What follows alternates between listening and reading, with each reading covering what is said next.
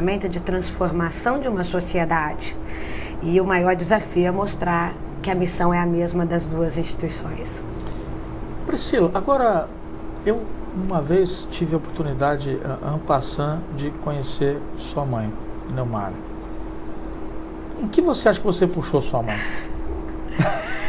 Bom, eu acho que principalmente nesse amor pela educação, né? Digo que eu acabo sendo teimosa por isso, guerreira, não me abato fácil, tenho foco no que eu quero, faço com muito amor, muita dedicação. E quando a gente tem esse amor pela educação, que eu acho que isso que me aproxima muito dela, não só dela, como do meu avô, né? Meu avô tem uma história muito bonita na educação, né? Meu avô era um professor e se apaixonou por uma mulher de classe média alta. E naquela época, ou você era doutor, ou você tinha dote. Ele não era doutor e não tinha dote. Então ele se correspondeu com a minha avó durante 1 ano. Depois 2, 3, ele se formou em dentista, virou doutor, né? Para poder se casar com a minha avó. Só que olha que interessante, né? Isso é uma lição que nós temos dentro de casa. Ele, durante um período, ele tinha um consultório dele dentário, desenvolveu o método de hipnose, e nos outros 2 períodos ele fazia o que ele amava, que era lecionar.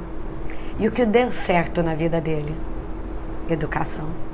Então, tudo que você faz por amor, eu não estou falando de uma coisa fictícia, eu estou falando de uma história real, né? Tudo que você faz com amor, com muita garra, muita determinação e esforço, né? Mas a raiz da UNAERP é essa? Foi essa. Ele era professor de uma associação de ensino de Ribeirão Preto, de 1924, e a associação passou por uma crise, ele tinha um consultório dentário dele, então ele pegou as economias dele e comprou a Associação de Ensino de Ribeirão Preto e começou o sonho da UNAERP. Então a história dele é uma história real que demonstra claramente que não é uma história, assim, não é um sonho você dizer que o amor, o que você faz com amor supera tudo. Isso é uma história real e que eu tenho como exemplo, graças a Deus, dentro da minha casa. Então, assim, os sonhos movem as pessoas, os sonhos fazem com que as pessoas acreditem que são capazes, né? E com determinação e garra, você chega sempre onde você quer.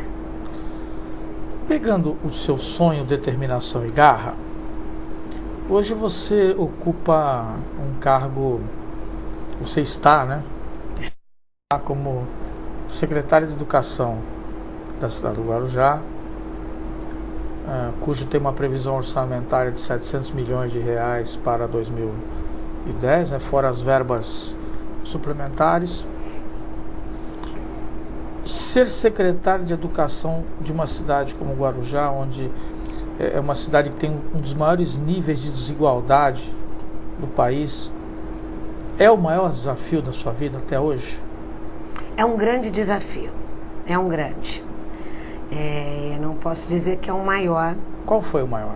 O maior desafio, eu acho que foi implantar realmente uma universidade numa cidade que tinha uma cultura política muito diferenciada na maioria das regiões, em que você vinha com uma estrutura, um idealismo educacional muito grande, que de repente você tinha que fazer adaptações para poder fazer a implantação adequada e que desse bases sólidas para ter uma boa qualidade de ensino. Ali foi Ali foi. Desafio Eu tive 2 escolhas na minha vida. Você me perguntou, educação foi uma escolha? Foi. E a segunda escolha da minha primeira foi educação. E a segunda escolha da minha vida foi decidir aonde eu iria morar, né? Então, a minha segunda escolha foi o Guarujá, né? Me apaixonei pela peculiaridade dessa cidade, apesar de todos os problemas, ela é mágica, ela atrai, ela segura pessoas, né? Então, assim, foram 2 opções que eu fiz na minha vida que não me arrependo. A primeira opção por lutar pela educação até o final dos meus dias, e a segunda por residir no Guarujá e doar à cidade toda essa minha vontade de transformar através da educação. E como é ser secretária aqui? Ser secretária aqui é complicado, né? Porque nós temos grandes desafios, aí sim, grandes desafios, né? Nós temos uma estrutura física e educacional inadequada, temos verdadeiros guerreiros, professores da rede que persistiram num contexto muito complicado, contexto que eu digo, contexto estrutural, contexto pedagógico mesmo, né? Então, assim, os desafios são muito grandes, né? Nós iniciamos um governo este ano sem carteira e sala de aula, né? Nós precisamos fazer um trabalho muito forte de parcerias, o Estado nos ajudou bastante, né? Para que a gente iniciasse as aulas com o mínimo adequado dentro de sala de aula, né? Então, esse primeiro ano foi um ano para você colocar algumas coisas em ordem, né? Grandes projetos nós conseguimos no decorrer desses 10 meses, né? Eu acho que um dos projetos que a gente pode falar como um projeto exemplo, que hoje se tornou referência para outras cidades, é a Casa do Educador, né? Você pega uma rede que está cansada, uma rede que cansou de ouvir promessas, que não adianta você ficar tentando falar, eu vou fazer, você tem que mostrar com ação. E a Casa da Educação foi uma grande ação, foi um sonho da prefeita Maria Antonieta, que veio de um encontro muito, assim, muito próximo ao que a educação precisava. Por quê? Porque nós temos professores aí com 30 anos, né, na rede pública, que cansaram de ficar ouvindo promessa de que o contexto ia mudar. E a Casa do Educador, ela não é um projeto, ela é uma realidade onde você mostra a valorização, na prática, a valorização do professor. Então, lá hoje, os professores e os educadores têm um espaço onde eles podem se equilibrar mentalmente, corporalmente, né, para estar em sala de aula. A sala de aula, eu digo que é o primeiro local do impacto social. Onde que é o primeiro local que você percebe um desajuste social? Na sala de aula. É o professor que sofre. Linha, né? Ela é a ponta da linha. Então, a Casa do Educador hoje, que é referência para outras cidades, é um espaço em que a gente tenta demonstrar na prática a valorização.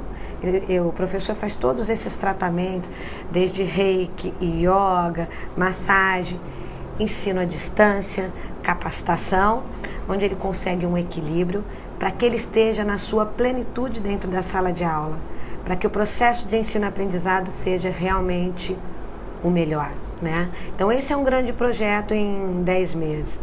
E aí nós temos outros, né? Priscila, você não acha que isso esbarra?